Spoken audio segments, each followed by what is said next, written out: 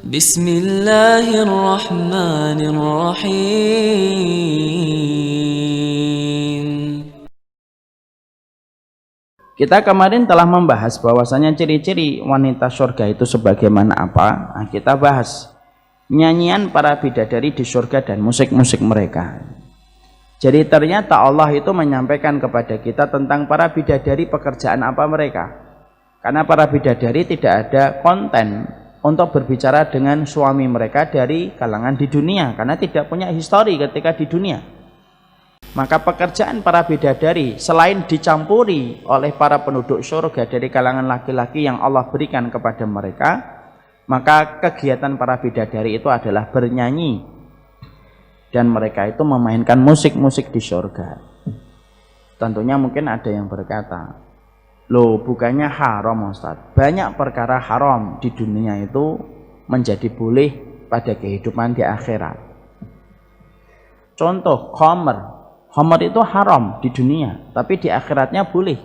Tapi bedanya khamr di dunia dengan khamr di akhirat itu, khamr di akhirat tidak menimbulkan apapun kecuali kebaikan. Jadi nanti kalau ibu misalkan masih ditawari teman-temannya minum alkohol, ayo minum alkoholnya ini, enak ini birnya. Enggak. Kenapa? Kamu nggak mau minumnya? Haram ya? Saya mau minumnya tapi nanti nggak di sini. Di mana? Di surga insya Allah. Nah itu jawaban elegan kita itu kayak gitu. Musik itu, lagu itu dengan alat musik, kalau saya cenderung kepada pendapat ulama yang mengharamkan. Tetapi nanti ketika di akhirat, maka sesungguhnya itu menjadi salah satu di antara aktivitas dan kegiatan para bidadari. Dan para bidadari nyanyi. Kenapa? Karena memang wanita itu memiliki suara yang indah dan itu menjadi penghias bagi kehidupan mereka ketika kaum Hawa diberikan sifat yang semacam itu. Ya. Rasulullah SAW kemudian bersabda, kita buka halaman 32. Inna azwaja ahlil jannati la yaghnina azwajahunna bi ahsani aswatin ma sami'aha ahadun qattun. Para istri-istri para penduduk surga akan bernyanyi untuk suami-suami mereka. Nah, ini para ulama memberikan catatan. Para istri-istri penduduk surga ini dua, yaitu adalah istri mereka yang masuk surga, dan yang kedua itu bidadarinya. Jadi istri di dunia yang masuk surga itu sama dengan para bidadari di surga, yang mereka itu nanti diberikan oleh Allah satu bakat untuk menambah kesenangan mereka ketika menyenangkan suaminya. Karena sama Bu, jadi ternyata nanti istri di dunia, istri yang soleh di dunia itu sifatnya apa yang mereka lakukan Bu? Akan berusaha menyenangkan suami. Itu konsepnya sudah kayak gitu, otomatis dia. Kalau ada istri solehah yang sifatnya itu cuma pengen menyenangkan suaminya, maka sifat itu masih ada di surga. Jadi para wanita-wanita dari istri-istri di surga ketika nanti dikumpulkan lagi dengan suaminya, mereka pun ingin untuk menyenangkan lagi suaminya. Walaupun mereka sudah sama-sama nikmat dan sama-sama senang. Dan yang dilakukan mereka itu apa? Ya salah satunya adalah mereka diberikan bakat oleh Allah, walaupun ketika di dunia tidak punya bakat itu. Apa itu? Bernyanyi kepada suami mereka. Dengan suara yang tidak pernah didengarkan siapapun, saking indahnya, suara itu seakan-akan suami itu baru mendengarkan pertama kali. Walaupun maaf, di dunia tidak bisa nyanyi. Walaupun maaf, ketika dia bernyanyi di dunia, maka kucing-kucing pada berjatuhan. Ketika tidak kuasa mendengarkan suara yang pas-pasan. Tapi nanti Allah akan memberikan kepadanya, bakatnya itu nanti nyanyi. Jadi kalau ada ibu-ibu kemudian ditanya dulu kita muda, kamu nggak jadi penyanyi aja? Enggak, jadi penyanyinya nanti aja di surga. Nah, Masya Allah untuk suami saya.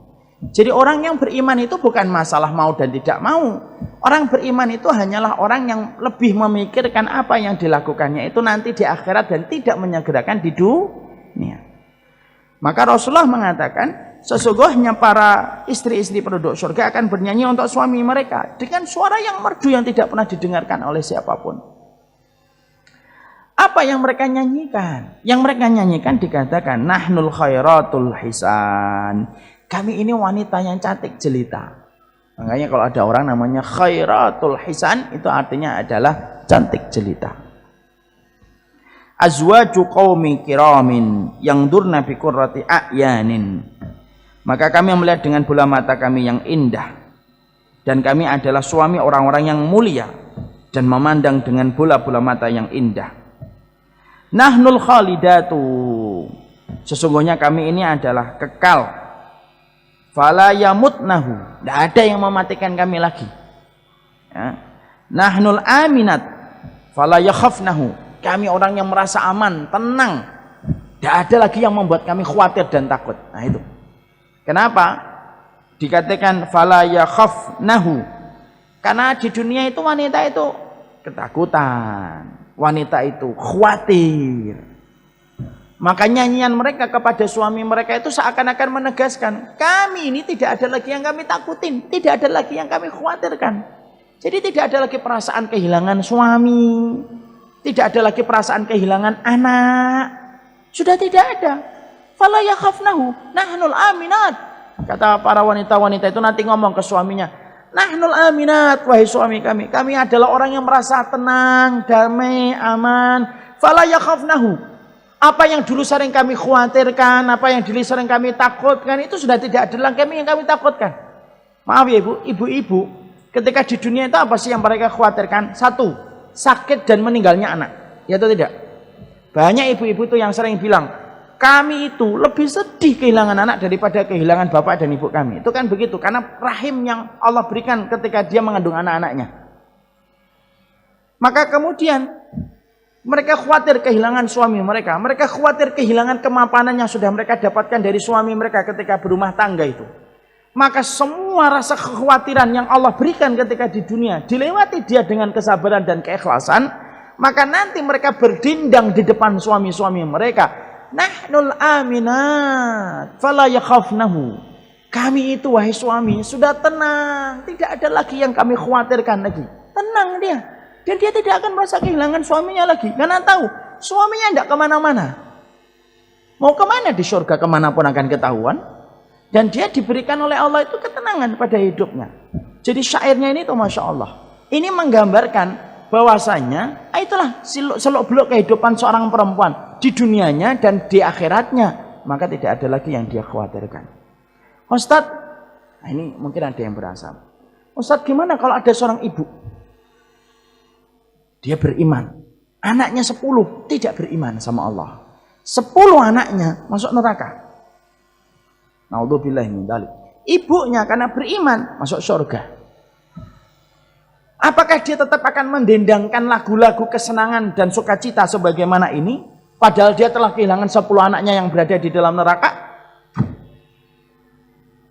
Maka dijawab oleh salah satu ulama, kesedihan berpisah dengan anak tidak akan lagi dirasakan di surga. Bahkan bisa jadi dia akan melihat anaknya di dalam neraka pun tidak sedikit pun rasa kasihan itu muncul. Kenapa? Allah cabut untuk menyempurnakan arti nikmat yang Allah berikan kepada ibu tadi. Jadi kan kita kan sudah paham ya ibu, saya sudah pernah nyampaikan kan, penduduk surga itu melihat nggak penduduk neraka ketika mereka itu disiksa? Iya. Sebagaimana yang kita baca dalam surat Al-Buruj, salah satu kenikmatan nanti di surga itu melihat bagaimana penduduk neraka menemukan balasan atas perbuatan mereka ketika di dunia. Itu nanti ngeliatin sebagaimana di dalam surat Al-Buruj. Maka ketika melihat penduduk neraka, ketika penduduk surga sudah di atas dipan-dipan yang tinggi ketika mereka di surga, maka mereka melihat penduduk neraka. Dan bisa jadi penduduk neraka itu adalah mungkin bapaknya, mungkin anaknya, mungkin ibunya. Tapi karena Allah menyempurnakan nikmat kepada penduduk surga, Allah cabut rasa kasihan itu, yang disisakan oleh Allah hanyalah kenikmatan. Mungkin kita belum kebayang Bu, karena mungkin kita kok bisa ya? Karena itu mudah bagi Allah. Kalau Allah mampu menjadikan ibu menetes air mata mengingat anaknya ketika di dunia menderita sakit dan lebih memilih dirinya sakit daripada anaknya, maka lebih mudah bagi Allah untuk mencabut perasaan itu kalau Allah berkehendak. Makanya para ulama mengatakan, ada nggak seorang ibu yang nanti pisah dengan anaknya? Ada, anaknya di neraka, tetapi ibunya di surga. Dan ketika ibunya melihat anaknya itu berada di surga, maka dia itu tidak bisa merasakan kesedihan lagi. Karena yang membolak-balikkan hati kita siapa? Allah. Jadi itu mudah bagi Allah. Sebagaimana Asia sudah saya sampaikan, Asia ketika suaminya Fir'aun berada di neraka, Asia itu tidak ada lagi kekhawatiran dan tidak ada lagi kesedihan.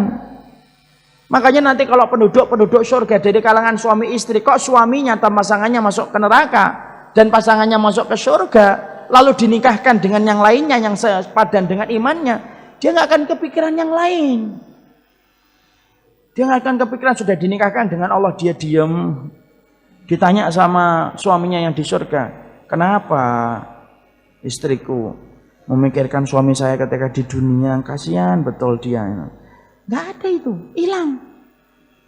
Dan para ulama menyampaikan, kalau Allah mampu menjadikan kamu kepikiran terhadap apa yang kamu pikirkan di dunia, maka mudah bagi Allah untuk mencabut apa yang kamu pikirkan, supaya kamu tidak memikirkan. Karena yang membolak-balikkan hati manusia itu siapa? Allah. Makanya nanti ketika penduduk surga mereka berdendang, bernyanyi, mereka berkata, nahnul aminat fala yakhafnahu. Kami ini aman, wahai suami, tidak ada lagi yang kami khawatirkan. Jadi tidak ada lagi nanti suami ketika pergi ngelilingi surga, istrinya khawatir gitu, ngebel, pulang-pulang cepet, gitu. Nggak ada. Itu sudah tidak ada lagi. Nahnul muqimat fala yadhnahu. Maka kami nahnul muqimat, kami nanti di sini saja dan kami tidak akan berpindah-pindah ke tempat-tempat yang lainnya. Dan itu merupakan syair yang didendangkan oleh para istri-istri ketika mereka ingin menambah kenikmatan suami ketika bersama dengan para istrinya. Maka kemudian dikatakan dalam satu riwayat dari Baihaqi yang mauquf, Rasulullah bersabda, di surga itu ada sungai sepanjang surga. Kedua tepinya adalah gadis belia yang berdiri saling berhadapan, bernyanyi dengan suara yang sangat merdu yang didengarkan seluruh makhluk. Sehingga mereka tidak mengira bahwasanya di surga ada kenikmatan yang sama.